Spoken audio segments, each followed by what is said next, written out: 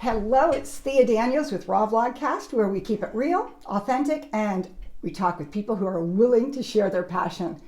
I'm here today with Jeff Nassi. He's got a few things to share with you, namely to check out this drum set. Yeah. My pride and joy. Yes, tell us a little bit about that drum set, Jeff. The drum set, it's a DW kit, which is a drummer's workshop. All you drummers out there will know that. I got it about 7 or 8 years ago. I had it custom made. I picked out the wood, I picked out the finish. I had all the drums custom made to my specifications. And musicians know DW. They're one of the best sounding kits made.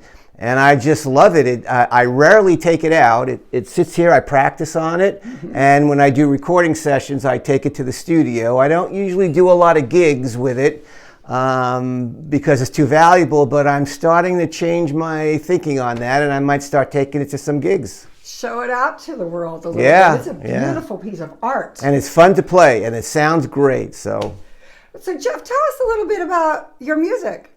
When did you get started? How did you get started? Well, that's a story. I started playing drums when I was probably in 4th or 5th grade. I don't know the ages, but 4th or 5th grade. My dad gave me a pair of drumsticks. I originally was started on clarinet. Didn't like that at all. Neither did my parents. And I wasn't very good at it. And my dad, and this is a funny, well, not funny, it's an interesting story. My dad had a cousin who was best friends when they were kids with Buddy Rich.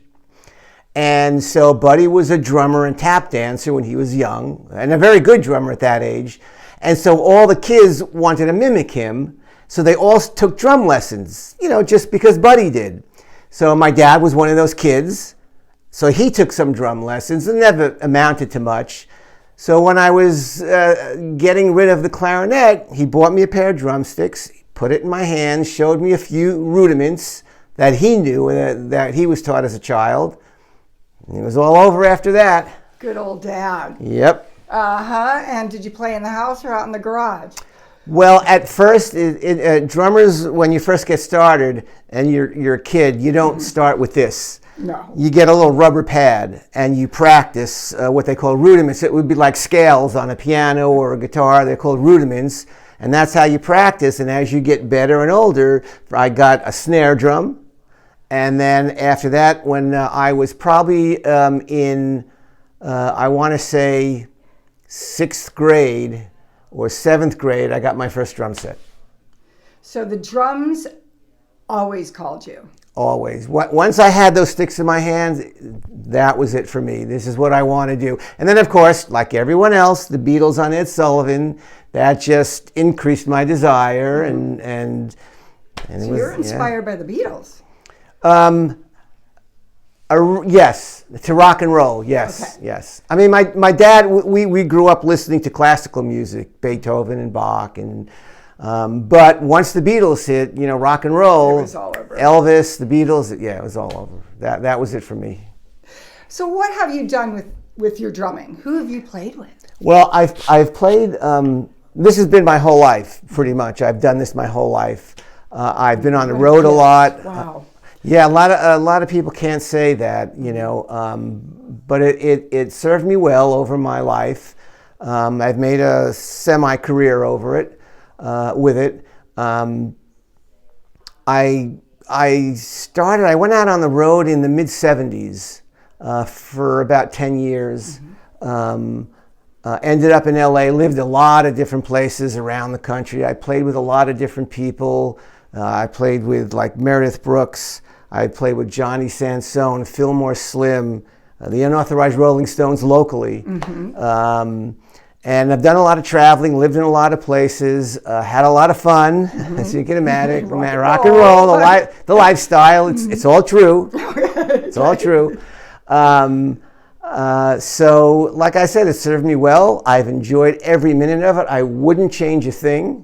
Met my wife, who 22 years now we've been married. Congrats. And she's very supportive, which, as any musician will tell you, if your spouse supports you, it makes a world of difference. So I consider myself very lucky, yeah. Yeah, you are, to get to do your art your whole life. A lot of people, it's frustrating. It's not simple. It's not easy. No. It's not an easy life. Unless, you're the Beatles, the Stones, and, Yeah, you're but they one of worked those. hard for it. And they did. I've been watching their documentary. They did work hard. That's true. So it's not easy, and very few make it to that level. But even if you don't, as we were talking earlier, when you do something you love, that's your passion, and you're going to enjoy it, whether you make $1 million or $1,000, or you're playing to 10,000 people or 100 people or 10 people.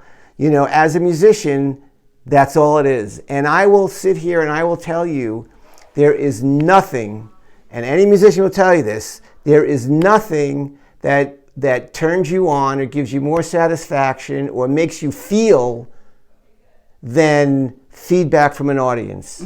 And when you are on and the band is hitting the note and the band is on and the audience, it's better than sex. I'm just here to tell you that. And any musician will tell you that. There is nothing like being on stage when the band is grooving, and the audience knows it and appreciates it. It's that symbiotic relationship. Yes. There is nothing in the world like it, and that's what keeps you going. That's what keeps me going. Now that's not every night. There are some nights you wish you weren't up on that stage, but it doesn't matter. It's all worth it. Any fun stories that come to mind? I loved your story about Dad handing you the drumsticks. How about when you're out in the world? Anything stand out to you about? Well, there's a few things I couldn't really say on camera, but I will tell you, when I was playing with the Unauthorized Rolling Stones, a local, they've been around for 20 or 30 years locally in Northern California, well, all over the world actually. I used to get asked for autographs. I used to get asked, little kids would come up to me and say, "Can I have a pair of your drumsticks?" Now, two things strike me. One is, I don't know why they want my autograph. I'm the guy that lives around the corner. We're not really the Rolling Stones. But okay, we're on stage and you're on a different level. Yeah, they see you. And so with drumsticks, it's funny because drumsticks are expensive. They're very expensive these days. So what I did was I went online and I found the cheapest sticks I could find and I ordered a gross of them. And when kids would come up, you can't say no to a kid, Right. So I would keep these drumsticks handy, and when they say, "Can I have a pair of drumsticks?" I'd say, "Sure." I'd go up on stage, I'd grab one of the cheap ones, and I'd hand it to them and say, "Here you go," because it happened a lot, more than you would think. And it's like when Dad gave you the drumsticks. Exactly. But you gave magic. And I'm giving these kids, now they're not the drumsticks I played, but I would give them out to kids. And it comes from the heart. I totally see it in how you're sharing it. They're kids. You can't say, "No, I'm not going to give you this $20 pair of drumsticks," So I bought these sticks and I handed them out, and I gave it to all the kids that asked. And they got their first pair. And they were thrilled. From Jeff Nassi. Yeah, they were thrilled. And when they asked my autograph, do I sign Charlie Watts or do I sign Jeff Nassi? So I would say, I would sign my name, Jeff, as Charlie. So. Right on. And they all got a kick out of that. So tell us this Charlie Watts. The drummer for the Rolling Stones. Oh, I see. That's right. Yeah. Jeez. Okay, I like that you're identifying yourself and passing it because that was my role in the band, right? Okay, So. got it now. Okay, a little over the head. Yeah. That's a great story. Yeah, it is. Man. Yeah. So that leads me to why I do these passion videos, is that kids are seeing you on fire up there and you're extending the passion on down to them. Is there anything that you'd like to say to people about living their dream? Just go for it. Find whatever your passion is, whatever turns you on, whatever excites you about yourself, about life, about what you want to do with your life.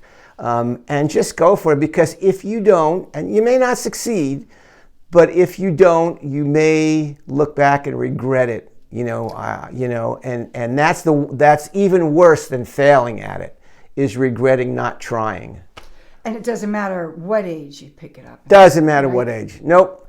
You can go on YouTube and find incredible musicians. I mean, there's drummers on YouTube that are 5 and 6 years old that blow me, that I couldn't hold a candle to. I mean, and they're all over YouTube.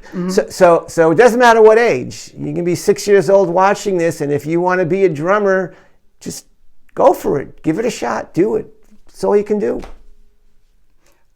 So you got an extra set of those drumsticks for me? I do. I have plenty left. You can have. Right.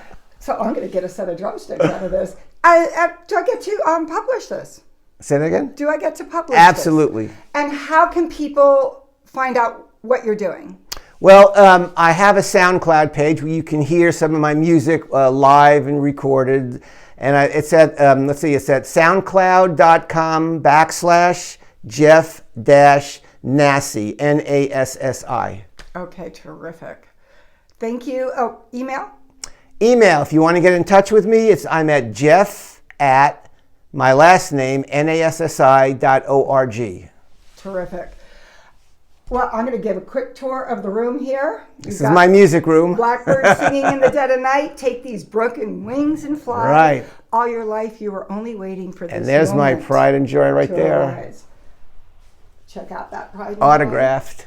joy. Ooh, autographed, the Beatles. Yeah. And then his other baby here, of course. Yes, my drum set. And we've got a Casio in front of us. This was absolutely fabulous, Jeff. Thank you. I totally enjoyed it. Me too. Cheers, everybody. Peace.